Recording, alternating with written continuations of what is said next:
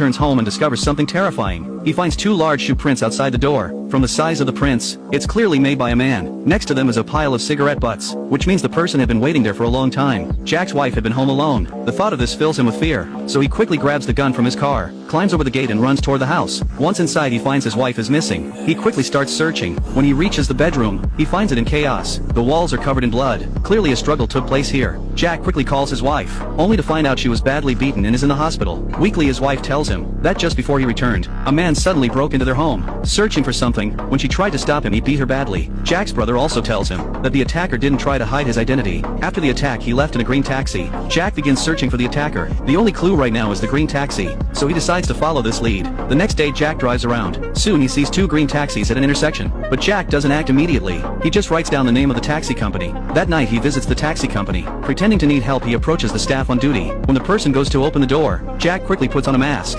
and threatens the staff with his gun. He then accesses the company's computer and pulls up the vehicle records. He finds that 1 car had been to his house. The driver of this car is a young man named Tom. Jack flips through the driver's file and finds Tom's photo. The next morning, Jack waits outside the taxi company. When he sees Tom drive off in a taxi, he immediately follows him. When Tom pulls over on the side of the road, Jack walks up to him, pretending to urgently need a taxi. Once inside, he gives a random address and tells Tom to drive, but they don't go far. Jack pulls out a gun. Tom freezes when he sees the gun. Jack asks him about the job he did at his house 3 days ago, because it was a long-distance ride. Tom remembers it clearly. He tells Jack that the passenger was a big muscular man. That afternoon, the man got into his car right after leaving the airport and gave him an address to a manor. Once they arrived, the man told Tom to wait outside. About an hour later, he came out of the manor, and then they drove back to the airport. Tom tells Jack everything he knows. Then he starts begging for his life, but to his surprise, Jack raises his gun and pulls the trigger.